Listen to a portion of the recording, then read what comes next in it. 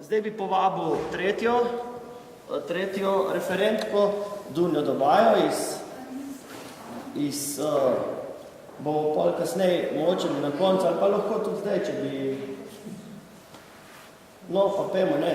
Dejstvo smo pred tem, ker je pač Petra Kavrečič, ki je pač odsotna je, Dragica je zdaj prišepila, da je na porodniškem, pač ni tukaj, ampak je pripravila... PP otroci. Je pripravila en kratek povzetek, tako, ja. Ki ga pač, prosim, Dragica, če ga predstaviš. Točno po. Torej, v imenu svoje kolegice Petre Kavrečič predstavljam še tak specifičen primer zdravljenja otroških bolezni in sicer v zdraviliščih avstrijskega Primorja. Za določene tipe bolezni so pač v drugi polovici 19. stoletja različni zdravniki iskali primerne kraje.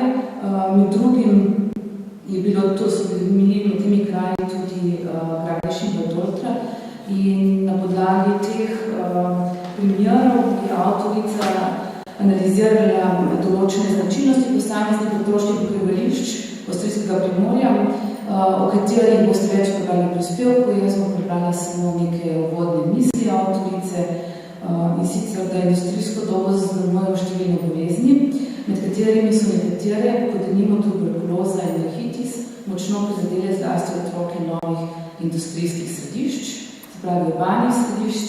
Medicinski diskurzi so odkrivali nove učinkovite metode zdravljenja teh bolezni, med katerimi je na območju avstrijskega Primorja izstopilo zdravljenje z morskim zrakom, blatom, soncem, slenico ter kopanje v topli vodi. Vsekakor moramo reči, da zagotovo so te oblike zdravljenja otrokom tudi svoje bile zabavne. Nekateri kraji, Gradež Doltra, v morju so pričeli bolne otroke zdraviti z novimi metodami. Do prve svetovne vojne so se ti obmorski kraji uveljavili kot zdravniške destinacije, ki so bile v prvi vrsti namenjene otrokom. Zdravniki so iskali primernih lokacij, obiskovali morske kraje in izražali željo, da bi lahko tam vzpostavili otroška zavetišča in prebivališča. Tako je denimo leta 1873 v Gradežu, v današnji Italiji, prišel dr. Giuseppe Mineraj, pediater, ki je iskal primeren kraj za zdravljenje revnih limfatičnih in rahitičnih otrok. S podporo Gorice je v Gradežu odprl morsko zavetišče za zdravljenje z moko in morjem.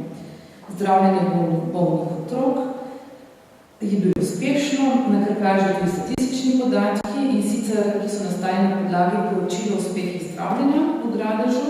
Tako poročilo imamo iz leta 1885, bilo je poslano tržaško namestništvo. V njem poročajo, da je od začetkov zdravljen med leti 1873 in leti 1884 velika večina otrok zdravela oziroma se vsaj izboljšalo zdravstveno stanje. Le redkim se zdravstveno stanje ni spremenilo, smrtnih primerov pa sploh ni bilo. Toliko o članku, ki ga lepo preberete v zborniku. Hvala za pozornost.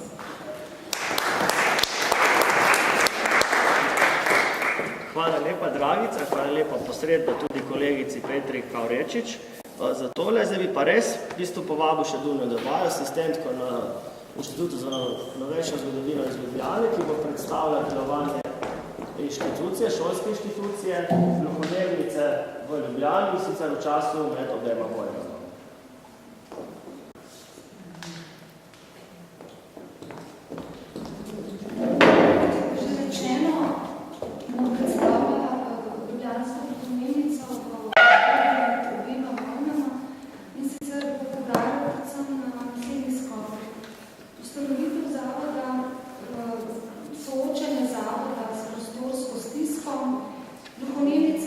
Šola za gluhoneme otroke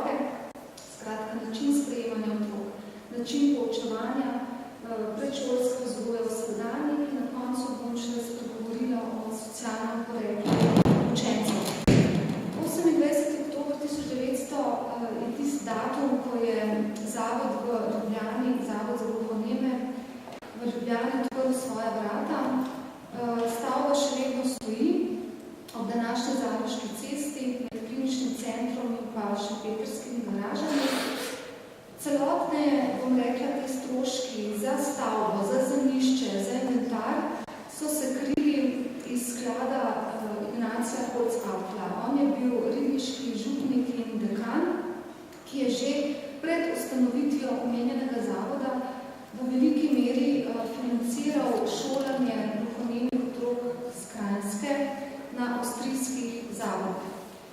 Prvo šolsko leto, torej 1900-1901, je bilo v gluhonemnico prijavljenih 32 otrok, sprejetih je bilo 26, samo učiteljstvo je plačeval deželni odbor, dodatke učiteljev za zahtevnost njihovega dela pa deželna vlada. Uradni poslovni jezik je bila nemščina, sam pouk pa je potekal v slovenščini. Prva svetovna vojna, bom rekla, prekine v bistvu delo gluhonemnice. Sprva se v zavod naseli vojaštvo, na to vojaška bolnišnica, tako da večina otrok ostane brez pouka doma. Bilo je sicer manjše število otrok višjih razredov v gluhonemnici, ampak v glavnem večina je ostala brez pouka. Po prvi svetovni vojni se dejansko gluhonemnica znajde pred finančno stisko. Denarja ni bilo, je ogromno, bom rekla, ta zavod dal za vojno posojilo v času prve svetovne vojne. Tako da gluhonemnica nekaj časa zdržuje povereništvo za socialno skrbstvo v okviru novo ustanovljene pokrajinske oblasti. Na to šolska oblast, dokler zavod ne prevzame svojo upravo Ministrstvo za socialo v Beogradu, ki pa je zelo, bom rekla, neredno in kome za sproti pošiljalo denar zavodu. Situacija se potem nekoliko izboljša, ko prevzame gluhonemnico v svojo upravo ljubljanska oblast in kasneje Dravska ponovina. Gluhonemnica je razgrajena v bistvu samo za potrebe Kranjske, dežele Kranjske, to je za okrog 50-60 otrok. Po prvi svetovni vojni je bil to edini zavod za gluhoneme otroke na območju tedanje Slovenije. Tudi otroci iz mariborske oblasti so prišli v Ljubljano, tako da naenkrat je bilo preveč otrok in zavod se sooči s prostorsko stisko. To po eni strani priča o uspešnosti dela zavoda, o zavedanju staršev, da je v bistvu ljubljanska gluhonemnica edini zavod, ki lahko da njihovim otrokom tisto vzgojo, tisto izobrazbo, da so potem kasneje v življenju lahko samostojni. Ker učence višjih razredov te osemletne gluhonemnice so potem, bom rekla, izučili v različnih poklicih, tam, ker pač gluhota ni bila tolikšna ovira, to je predvsem za obrtniške poklice. Po drugi strani pa ta, bom rekla, vsako letno povečanje števila otrok priča o povečanem porastu bolezni, ki so povzročale gluhoto. Se pravi, španska gripa, meningitis, vnetje srednjega ušesa in tako dalje. Po taki situaciji je vodstvo gluhonemnice pokazalo veliko razumevanja in je v teh svojih prizadevanjih, da bi zavod uresničeval svojo kulturno, socialno nalogo, samo pozvalo uradno oblast, da dovoli vsako leto večji upis. Ampak s tem dejansko je tudi samo prispevalo prostorski stiski. Ker v prvem šolskem letu torej bilo 26 otrok, zadnje šolsko leto, se pravi 1939-40, je bilo že 136 gojencev. Sprav, v bistvu vsem tem času se je približno za 5-krat povečalo število otrok in situacija je bila taka, da recimo celo učitelji niso imeli več svojega prostora, kamor bi se zatekli v odmorih, ampak so se kar zbirali na stopnišču. Tako da sam zavod je torej že zelo kmalu, že vodstvo zavoda, že leta 1929 spoznalo, da tako ne gre več, da je pač prostorska stiska prehuda in tudi uradno pozvalo oblast po razširitvi zavoda. Do te razširitve v obdobju, ki ga obravnavam, ni prišlo zaradi pomanjkanja finančnih sredstev. V bistvu pogoj za uspešno vzgojo in izobrazbo gluhonemih otrok je strokovno usposobljen učiteljski kader. In veliko vlogo pri tem je imel dolgoletni ravnatelj Franc Grm, ki je po prvi svetovni vojni izvedel reformo pouka. Ta reforma je v bistvu temeljila na rednem strokovnem izobraževanju, izpopolnjevanju učiteljskega kadra. In na drugi strani se je ravnatelj Grm na svojem študijskem potovanju v Franciji v začetku 30 let ob srečanju s francoskim fonetikom Marišelom v Parizu odločil za fonetiko kot temelj za učenje govora. Dolgoletni ravnatelj Franc Grm. V sami gluhonemnici se je poučevalo po glasovno-govorni metodi. Ta metoda je temeljila na trditvi, da ima gluhonemi otrok zdrav govorni organ. Gluhonemi otrok, tako kot slušeči otroci, vpije, se smeji, joka in pri tem tvori glasove. Zdaj, problem je v tem, da vsi te glasove, ki se tvorijo ob smehu, ob joku, so naravne podzavestne tvorbe. Glasovi govora so pa zavestno izoblikovani in se jih je treba šele priučiti s posnemanjem. Torej, glasovno-govorna metoda je torej, bom rekla, poskuša glas gluhonemega otroka uporabiti za govor. Pri tem so v bistvu strokovni učitelji ljubljanske gluhonemnice naredili zelo veliko delo ob, bom rekla, kroničnem pomanjkanju sredstev. Skratka, strokovni učitelji so poskušali to metodo na dva načina, bom rekla, izvajati pri učencih. En način je tako imenovano otipavanje grla, na drugi način je pa ogledovanje. Na tej slikci je primer, se pravi, kako učenec otipava svoje grlo. Torej, glasovi človeškega govora tvorijo otipljive sledove na govornega organu, grlu. In v bistvu gluhonemi otrok je bolj ali manj uspešno s tem, ko se je položil roko na grlo oziroma roko pred usta, v bistvu posnemal tvorbo vsakega glasnika, ki sestavlja človeško govorico. In s povezovanjem teh glasnikov v skupine so nastale besede, ki jih je učitelj pretvoril v pojme in potem pojme v stavke. Problem pri tem je bil, da je otroku gluhonememu manjkala slušna kontrola. Ker pa velika večina glasov človeškega govora tvori bolj ali manj vidno podobo, ki se kaže na ustnicah, je v bistvu te optične podobe gluhonemi ogledoval, se pravi čital z ust, poslušal z očmi. Tako da ogledovanje je bil eden od glavnih predmetov na ljubljanski gluhonemnici. Gluhonemi otroci so bili sprejeti v gluhonemnico na podlagi sprejemnega izpita. Namen tega izpita je bil, da so sprejeti samo tisti otroci, ki razne gluhonemosti nimajo drugih telesnih ali duševnih hip, ker samo s takimi otroci se je lahko dosegel namen. To je po glasovno-govorni metodi usposobiti otroka za kasnejše samostojno življenje.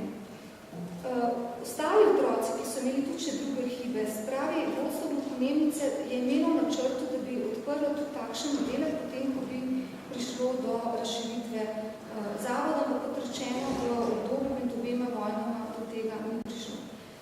Ta sprejemni izpit je bil sestavljen iz dveh delov, iz inteligenčnega izpita, ki je temeljil na nemih testih in iz zdravniškega pregleda. Izpit je potekal pred komisijo strokovnih zavodnih učiteljev in pa zavodnim zdravnikom.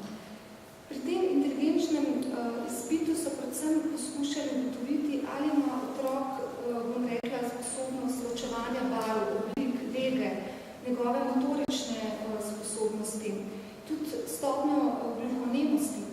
Zdravniški pregled pa pač ugotovil otrokove telesne in duševne sposobnosti. Zdaj, sprejemni izpit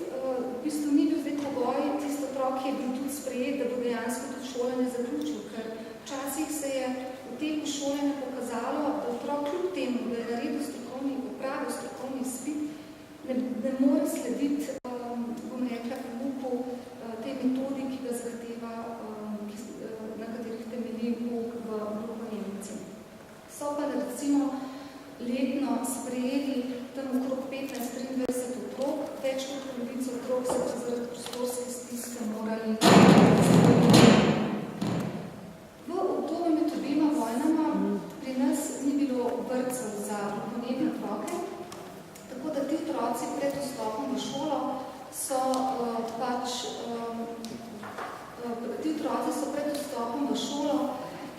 v bistvu bili v domači skrbi. Ta domača skrba torej ni bila primerna in tudi strokovnjaki so na to opozarjali, ker v predšolskem obdobju potrebno, bom rekla, razviti pogoje za govorni razvoj gluhonemega otroka, pojme, predstave treba narediti razumljive. Tako da leta 1937 so v ljubljanski gluhonemnici odprli pripravljalni razred kot tip predšolske vzgoje. Pouk je potekal na igri, učitelj se je posluževal glasovnega govora, zato da so se učenci navadili na ogledovanje in dojeli, da je govor sredstvo komunikacije. Učitelj je zelo veliko pozornosti posvečal razvijanju otrokove fantazije, ritmiki govora, dihalnim vajam, ročnim spretnostim, telesnim. Prvi pa drugi razred sta bila nižja stopnja v izobraževanju gluhonemih otrok. Na tej stopnji so otroci že se naučili glasovnega govora, ogledovanja, naučili so se brati, pisati, računati do 20, tudi poimenovati dele telesa, obleko, predmete v razredu, sošolcev. Kot vidimo, je glavno pouk bil tak, da so bili polkrožno razkrojene. Gluhonemnica ni bila samo šola, ampak bila v bistvu urejena internatsko. Otroci so tukaj živeli, njihov dan se je začel zelo zgodaj, ob 6. zjutraj so spravljali na postelj z umijem. Čez dan je čakal pouk, vmes pa so imeli tudi podanski in popodanski odmor, ki so ga v glavno preživeli na vrtu gluhonemnice. Namreč vodstvo gluhonemnice je veliko pozornost posvečalo temu, da bi se otroci v zavodu dobro počutili, ker so bili utrgani od domačega okolja in v glavnem je celoten zavod funkcioniral kot velika zavodna družina. Učitelji so bili otroku, mama, oče in tudi učitelj. In tudi ravnatelj, ko govori o zavodu, večkrat uporablja izraz dom, zavodna družina. Učenci višjih razredov so svoje občutja v gluhonemnici zapisovali v šolskem glasilu Sonček. Otroci na nižji stopnji pa so predvsem pisali, kakšne razglednice svojim staršem, o tem, kako se počutijo v šoli, kaj počnejo.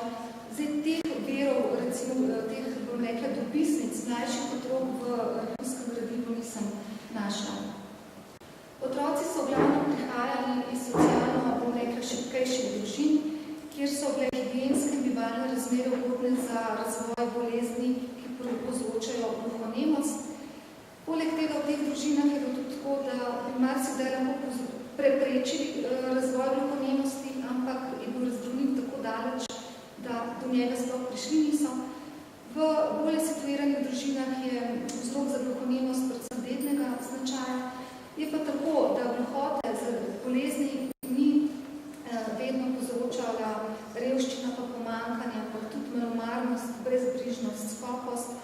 Marsikdaj je staršem živina na kmetih več kot recimo otrok, pa tudi izobraženci so bili lahko zelo, brezbrižni. Ampak v glavnem starši teh gluhonemih otrok so prihajali predvsem iz kmetov. Se pravi, večina otrok je bila kmečkega porekla in so bili te otroci, kot se pač v verih vidi, zelo hvaležni, učiteljem, ker marsikdaj je otrok šele prvič v gluhonemnici obul čevlje. Prej je bil zanemarjen, potem nekako so mu dali občutek vrednosti. Tako da učenci višjih razredov so se v glavnem vračali nazaj v zavod, torej v svoje družine.